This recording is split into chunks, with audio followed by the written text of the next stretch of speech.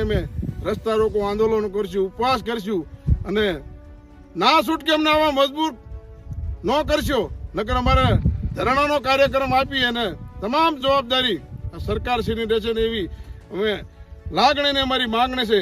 જય જવાન, જય કિસાન. સરકાર પાસે તમારી શું અપેક્ષા છે? અમને એમ છે કે કાંઈક સહાય જો આપે તો સારું, સમજ્યા એમ. ને કરતા શું આમાં લઈ લેવો, અમારે આ પૂરું થઈ ગયું, બધું અમારો નિષ્ફળ ગયો છે. હવે સરકાર કાંઈ જે સર્વે કરાવતી નથી અને જો હમણાં જે ગાંજો વાવેલો હોય ને તો મીડિયાવાળાને બધા પોલીસવાળાને બધા હારવાર આવી જાય છે, તો કહેવાય નથી જવું પડતું. હવે અત્યારે અમારે કોને કહેવા જવું કે આ પાક બધો નિષ્ફળ ગયો છે? અત્યારે કોઈ નથી આવ્યું? કોઈ આવ્યું નથી, કોઈ આવ્યું જ નથી. આ મરચી છે, ઓલી તુવેર છે, કપાસ છે, આ બધો પાક નિષ્ફળ જ છે. હવે સરકાર જલ્દી જો કાંઈ સર્વે કરાવી અને સહાય આપે તો વધારે સારું. એમ અમારે નુકસાની ઘણી થઈ છે. સરકાર જો કાંઈ સહાય આપે તો ખૂબ ખૂબ આભાર સરકારનો. તુર અથવા મરચી અથવા કપા ઘણું નુકસાની ગઈ. પાક બધો અમારો હાવ નિષ્ફળ ગયો છે. અત્યારે લગનનો વીઘે 15 થી 20 હજારનો ખર્ચો થાય છે અને અત્યારે હવે ખેડૂતને ખાવા લોટ નો રહેવો. આ મરચીના પાકમાં અમે 3 મહિના તનતોડ મહેનત કરી છે અને વીઘે 15 થી 16 હજારનો ખર્ચો કર્યો છે. ખેતી, ખાતર, બિયારણ, આ તે બધો તમામ ખર્ચો અમે કર્યો હોય અને મરચીની આવક શરૂ થતાં પહેલાં વરસાદના કારણે આ સંપૂર્ણ પાક બળીને ખાક થઈ ગયો છે.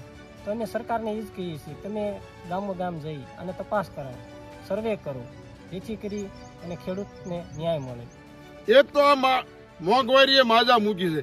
માંડ 2 શેડા ભેગા કેમ કરવા એ ખેડૂત અને ઉપરવાળો જાણતો હોય છે. આમને દીકરા દીકરી ભણાવવાના હોય, મકાન બનાવવાના હોય, આ લીધા હોય, એના એક વધાર કર્યો હોય કે અમારા મરચાની આવક શરૂ થાય છે, રીંગણીની આવક શરૂ થાય છે, કપા વીણશું, એમાં તમને જ્યારે લેવા જાય ને ત્યારે વેપારી પાસે વધાર કરતા હોય છે કે તમને આ મોસમમાં આપશું. હવે આ મોસમ ફેલ જઈ અને ઉઘરાણીવાળા અમે રોજ ફોન ઉપર ફોન કરતા છે કે અમે તમે બિલ નવા જૂનું કરો, પણ હવે ખેડૂત આમાં ક્યાં નવા જૂની કરવા જાય છે? આમાં 1 રૂપિયો પૈસો હાથમાં ખેડૂતને આવે એવું નથી. હવે આ ખેડૂત જાય તો જાય ક્યાં એવી પરિસ્થિતિમાં છે. આ 3 મહિના નાના બાળકને ઉછેરી અને આ શાકભાજી પેદાશ કરતા હોય છે, છતાંય આનો પાક હાવ નિષ્ફળ ગયો. હવે અમને બીજી કોઈ આવક છે નહીં. જે કાંઈ આજીવિકા હતી અને કુદરતો એટલો બધો વરસાદ વરસી રહ્યો છે. હવે આ તમે જુઓ, અમે આ ખેડૂત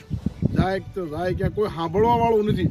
આ સરકારને હું કહેવા માંગુ છું, મૂંગી બેરી અને આંધળે સરકારને કહેવા માંગુ છું, તમારી પાસે આટલા અધિકારીઓ છે અને તમારા ડબલ એન્જિનની સરકાર છે, તો તમે ગામો ગામ અત્યારે સર્વે કરીને મોકલી દો અને સર્વે કરાવો. અને જો તમે સર્વે નહીં કરાવી શકો ને તો અમે ખેડૂતના દીકરા તરીકે, એક સામાજિક આગેવાન તરીકે વાડીએ ફરી અને ખેડૂતને જાગૃત કરીને સર્વે કરાવીને અમે પોતે ફોર્મ ભરાવાના છીએ અને ફોટા આખા ખેડૂતના ખાતેદારના ફોટા પડાવી અને જે તમારા આધાર પુરાવા જોતા છે ને એ અમે તમને રજૂ કરવાના છે. તમે જો ન્યાય ખેડૂતને નહીં મળે ને તો ગાંધી સીધા માર્ગે અમે રસ્તા રોકો આંદોલન કરશું, ઉપવાસ કરશું અને ના છૂટકે અમને આવા મજબૂર ન કરશો, નકર અમારે ધરણાનો કાર્યક્રમ આપી અને તમામ જવાબદારી સરકારશ્રીની રહેશે ને.